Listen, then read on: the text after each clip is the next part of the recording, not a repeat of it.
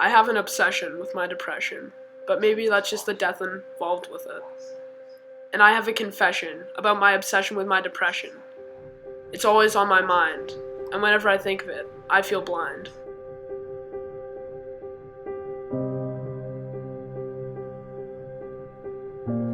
And maybe it's just the way they say, he's gay, that doesn't make me want to stay. And whenever I'm made fun of for being that way, I try to keep away. Because this depression is so tempting, so unrelenting, showing no sign of ending.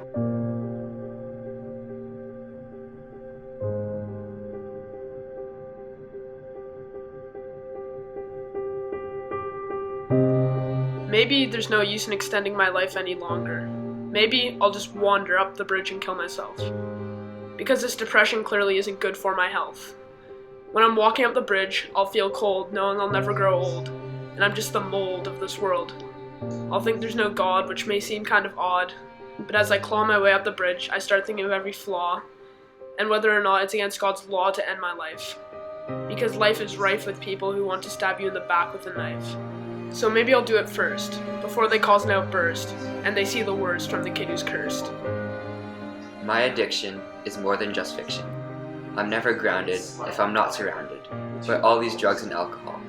But I guess it's just the thrill of popping a pill that gives me the chills.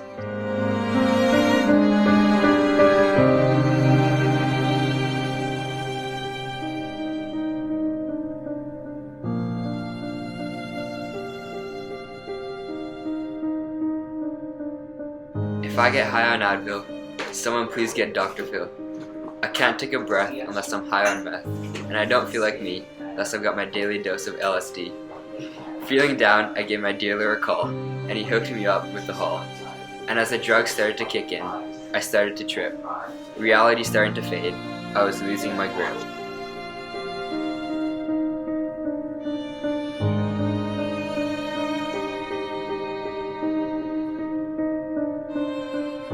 Starting to feel the effects of the pound of Downdex, my mind started to whir as colors started to blur.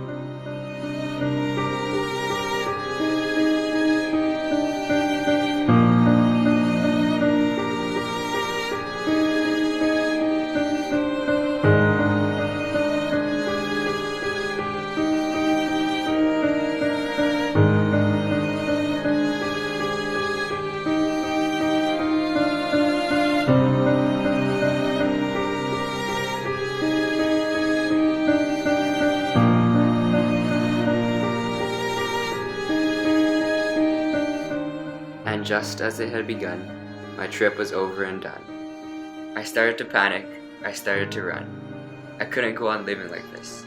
Something in my life was amiss. I figured I might as well die and look death in the eye. My mind went into a corkscrew, and when I had come to, I was on a bridge, looking out at the ridge, ready to leap over the edge and into a deep, deep sleep.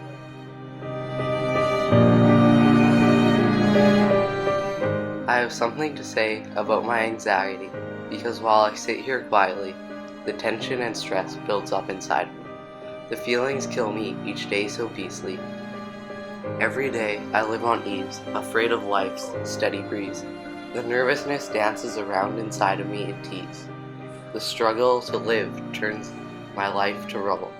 I never wanted any harm nor any trouble, but life gifted me this terrible problem, forcing me to worry my way to rock bottom. Anxious for every test and evaluation, unable to shed worry, I walk myself into starvation. Questioning my own creation, questioning if this tension will ever give me a vacation. My time has come for my life to be done. Any thoughts of saving myself have gone numb. With the bridge in my sights, all memories can be wiped of those stressful nights. The air is brisk, but the walk is long. I have been here so many times, unable to stay strong.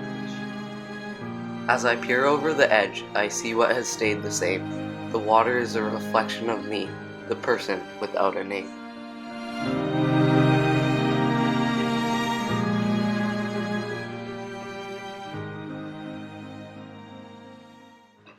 Forgotten and marginalized by society.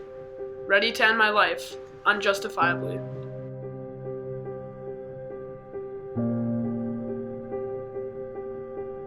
Each a problem so different, but all stories are the same. For too long, we have played life's dark game. Though these problems may seem strange, It's time to stand up and make the change. Life has put us in too much pain. jumping off is nothing insane. The realization's enough to change our thoughts. Enough to turn us from the gunshots. And walk away with our lives. Safe to live out our lies.